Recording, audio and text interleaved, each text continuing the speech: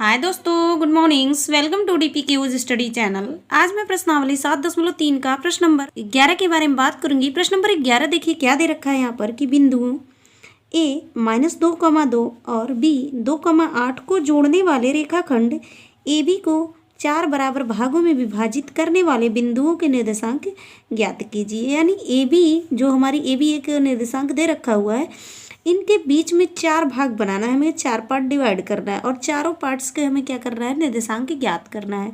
तो देखिए यहाँ पर हम यहाँ पर मान लिए तो ये हमारा क्या हो जाएगा, इसे हमने मान लिया फर्स्ट पार्ट, इसे मान लिया सेकंड पार्ट और इसे मान लिया थर्ड पार्ट एंड इसे मान लिया फोर्थ पार्ट। यानी यहाँ से हमारा क्या आ रहा है, फोर्थ पार्ट में डिवाइड हो रहा है। तो फोर्थ पार्ट के हम क्या करेंगे, निर्देशांक ज्ञात करेंगे। इसे P मान लिया, इसे Q मान लिया तो इसको X1 एंड Y1 मान लेते हैं और इसे R मान लेते हैं। तो R1 का X2 Y2 मान लेते हैं कि इसका निर्देशांक है और इसको हमें क्या करना है, निकालना है। तो यहाँ से हमारा क्या अनुपात आ रहा है कि देखिए जब ये 4 पार्ट में डिवाइड किया गया, यदि हम P पॉइंट्स के निर्देशांक को हम ज्ञात करना चाहेंगे तो इसको हम क्या, इसका अनुपात मानेंगे। यानी A से लेकर के P पॉइंट तक एक अनुपात है, यानी एक पार्ट है। और यहाँ से देखेंगे तो एक पार्ट ये, दो पार्ट, तीन पार्ट, यानी तीन पार्ट यहाँ से इसकी आ रही। तो M2 का मान क्या हो जाएगा, 3 हो जाएगा। यानी M2 3 हो जाएगा और M1 क्या हो जाएगा, हमारा 1 हो जाएगा। यहाँ से यहाँ तक की तो हम P पॉइंट के निर्देशांक को ज्ञात करते हैं, जिसमें कि हम सूत्र फार्मूला लगाएंगे। यानी इसके निर्देशांक को ज्ञात करने के लिए विभाजन फार्मूला लगाते हैं। तो लिखेंगे विभाजन सूत्र क्या होता है, देखिए यहाँ पर विभाजन सूत्र x = M2 x1 + M1 x2 divide by M1 + M2 होता है। ठीक है, तो इसका मान क्या है, हमारा x है, x रख देते हैं। M2 का मान क्या है, हमारा 3 है, मल्टीप्लाई x1 क्या है -2 और प्लस M1 क्या है 1, मल्टीप्लाई x2 क्या है 2 और डिवाइड बाई क्या हो जाएगा 1 + 3, ये हो जाएगा। तो यहाँ पर क्या हो जाएगा, x = इसको गुणा करेंगे तो -6 और +2 डिवाइड बाई क्या हो जाएगा 4 हो जाएगा। और इसको और आगे सॉल्व करते हैं तो हमारा क्या हो जाएगा, x = -4/4 आ जाएगा। इसको कैंसिल आउट करेंगे तो -1 हो जाएगा। यानी x = क्या आ जाएगा, हमारा यहाँ पर -1 आ जाएगा। x क्या आ जाएगा, -1 आ जाएगा। अब y वाले फार्मूले से हम देख लेते हैं, चेक करते हैं y वाले फार्मूला से यहाँ पर। तो y = क्या होगा, M2 Y1 + M1 Y2 divide by M1 + M2 होता है। ठीक है, y का मान नहीं है तो y रहने देंगे। M2 क्या है 3 मल्टीप्लाई Y1 क्या है 2 प्लस M1 क्या है 1 मल्टीप्लाई Y2 क्या है 8 बटे क्या हो जाएगा 1 + 3। तो y = क्या हो जाएगा 6 + 8 बटे में क्या हो जाएगा 4 हो जाएगा। ठीक है, इसको आगे सॉल्व करते हैं तो y = क्या आ जाएगा, हमारा 14/4 आ जाएगा। इसको हम कैंसिल आउट करेंगे तो ये 7 आ जाएगा। यानी y = क्या हो जाएगा 7/2 आ गया। यानी P के निर्देशांक आ चुके हैं। लिखेंगे P पॉइंट्स के निर्देशांक = यहाँ पर P बिंदु के निर्देशांक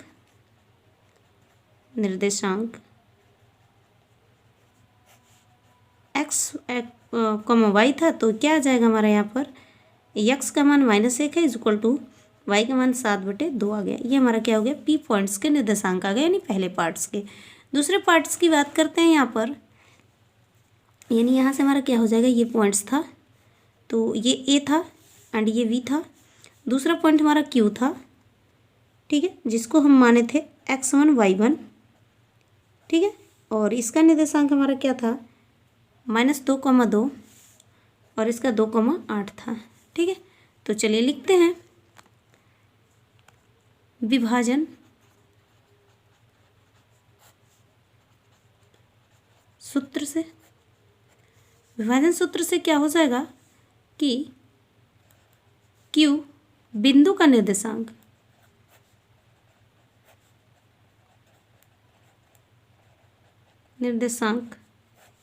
में क्या करना है, x1 y1 को ज्ञात करना है। तो विभाजन सूत्र लगाते हैं। x = क्या होगा, M2 x1 + M1 x2 divide by M1 + M2 हो जाएगा। यहाँ y का क्या हो जाएगा, M2 Y1 + M1 Y2 divide by M1 + M2 होता है। ये हो गया हमारा फार्मूला यहाँ से। तो चलिए रखते हैं इसको, x1 मान लेते हैं, x1 माना था, x1 is equal to m2। अब क्या हो जाएगा, ये दोनों इक्वल पार्ट में डिवाइड हो जाएंगे क्योंकि 2 पार्ट इधर है एंड 2 पार्ट इधर है, ठीक है। तो m2 और m1 हमारा क्या है, 2 2 है। तो चलिए 2 गुणे x1 का क्या मान है, 2, और प्लस 2 गुणे x2 क्या है, 2, divide by 2 plus 2 equal y1 का निकाल लेते हैं। m2 क्या है, 2 गुणे y1 क्या है, 2, और प्लस m2 क्या है, 2 इंटू y2 क्या है, 8, डिवाइड बाई क्या हो जाएगा, 2 प्लस 2 हो जाएगा दोनों साइड से, ठीक है। इसका x1 निकाल लेते हैं तो क्या हो जाएगा, -4 और +4 डिवाइड बाई 4, तो ये क्या हो जाएगा, 0/4 यानी इक्वल टू 0 हो जाएगा, यानी x1 का मान क्या आ गया हमारा, 0 आ गया।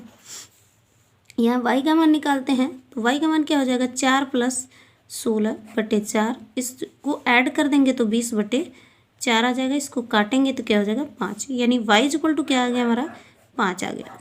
y इक्वल टू क्या आ गया, 5 आ गया। तो हम लिखेंगे q पॉइंट्स के निर्देशांक, q बिंदु के निर्देशांक बराबर क्या है, x1 y1 मैंने माना था, तो x1 का मान क्या आया, 0, y1 का मान क्या आया, 5, यानी पॉइंट्स के निर्देशांक आ चुके हैं। अगला निकालते हैं, इसमें अगला पॉइंट्स निकालते हैं यहाँ पर निर्देशांक r बिंदु के निर्देशांक, क्या इसको माना है, x2 y2 माना था। चलिए विभाजन सूत्र से लगाते हैं, विभाजन सूत्र क्या हो जाएगा यहाँ पर formula, x is equal to m2 x1 plus m1 x2 divide by m1 plus m2, y का क्या हो जाएगा, m2 y1 plus m1 y2 divide by m1 plus m2, ये हो जाएगा, ठीक है। तो आप डायग्राम से यहाँ पर देखें, यहाँ पर डायग्राम से देखेंगे आर पॉइंट्स को निकालने के लिए इधर हमारा m1 क्या हो जाएगा, 3, और इधर हो जाएगा 1, यानी m2 क्या हो जाएगा, 1 माना जाएगा।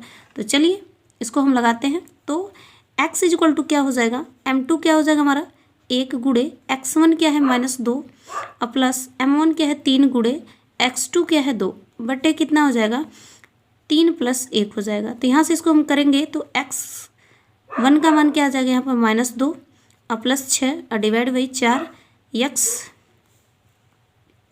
यहाँ से x1 निकालेंगे तो क्या हो जाएगा, 4/4, तो 4 से कैंसिल आउट होगा तो हमारा क्या आ जाएगा, 1 आ जाएगा।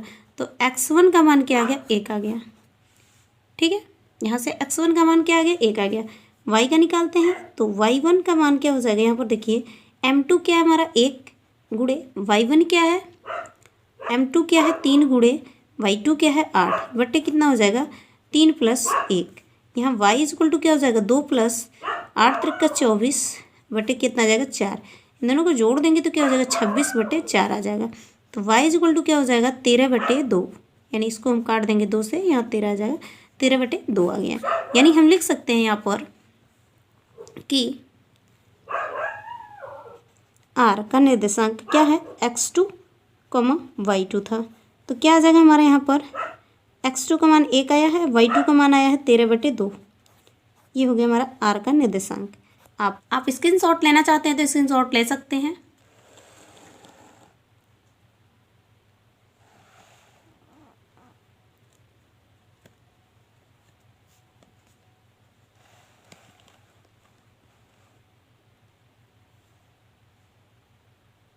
आइए प्रश्न नंबर 12 के बारे में बात करते हैं। प्रश्न नंबर 12 देखिए क्या दे रखा है कि बिंदु -3, P बिंदुओं -5, -4 और -2, -3 को जोड़ने वाली रेखाखंड को किस अनुपात में विभाजित करता है कि P का मान भी ज्ञात कीजिए। यानी किस अनुपात में विभाजित करता है, यानी अनुपात भी निकालना है और हमें P का मान भी ज्ञात करना है। तो हमने मान लिया कि यहाँ यानी m1 का मान हमने k मान लिया, m2 का मान हमने 1 मान लिया है, ठीक है। m2 का मान क्या है, 1 है, और ये क्या है, m1 का मान लिया। तो चलिए विभाजन सूत्र से हम निकालते हैं, x1 का मान निकालते हैं।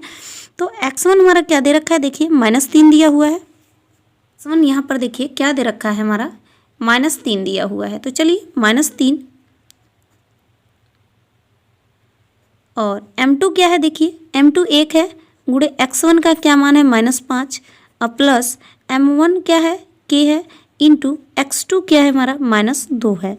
ठीक है, डिवाइड बाई क्या हो जाएगा k प्लस 1 हो जाएगा। ठीक है, इसका इधर हम गुणा करेंगे, देखिए इसका हम इधर गुणा करते हैं तो क्या हो जाता है हमारा -3 ब्रैकेट में k प्लस 1 इक्वल टू यहाँ पर क्या हो जाएगा -5 -2k हो जाएगा। इसका हम गुणा करेंगे इसमें तो 3k -3 इक्वल टू यहाँ पे -5 -2k हो जाएगा। तो 3k इधर लाते हैं, -5 इधर लाते हैं तो -3 और -5 है इधर आएगा तो +5 हो जाएगा इक्वल टू -2k और माइनस माइनस प्लस 3k हो जाएगा। ठीक है, यहाँ से इसको हम घटाएंगे तो 2 आ जाएगा और यहाँ से इसको हम घटाएंगे तो 1 आ जाएगा। ठीक है, तो यहाँ से हमें क्या आ गया, क्या मिला, k का मान आ चुका है। ठीक है,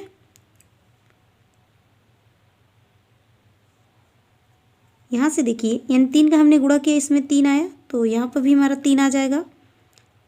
ठीक है, और यहाँ पे हो जाएगा -2 -5 एंड -2k, यहाँ से ये 2k इधर 5 आएगा तो 2 आ गया, यानी k का मान हमारा क्या आ गया, 2 आ गया। देखिए यहाँ पे हमारा ये k का मान आ चुका है तो हम लिखेंगे अनुपात हमारा क्या आ चुका है, लिखेंगे अनुपात हमने क्या माना था, k अनुपाते 1 माना था तो k का मान हमारा क्या आया है 2, तो 2:1 आ गया, यानी इतने अनुपात में क्या किया है, विभाजित किया है।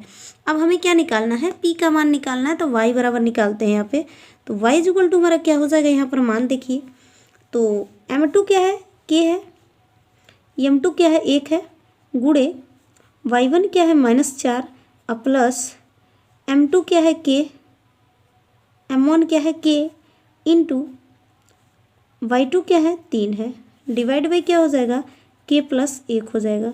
तो y का मान p है इक्वल टू यहाँ पर हो जाएगा -4 और प्लस k का मान क्या आया है हमारा 2 गुणे 3 आ जाएगा, डिवाइड बाई k आ जाएगा हमारा क्या दिया है 2 और प्लस 1 हो जाएगा। तो p इक्वल टू क्या हो जाएगा -4 + 6/3 आ जाएगा। p इक्वल टू क्या हो जाएगा, यहाँ पर देखिए 2 आ जाएगा, 2/3 आ गया, यानी p का मान हमारा क्या आ गया 2/3 आ चुका है। तो यही पूछा था, इस अनुपात पूछा था एंड p का मान पूछा था, तो दोनों हमारे आ चुके हैं। आप इसका स्क्रीनशॉट लेना चाहते हैं तो स्क्रीनशॉट ले सकते हैं।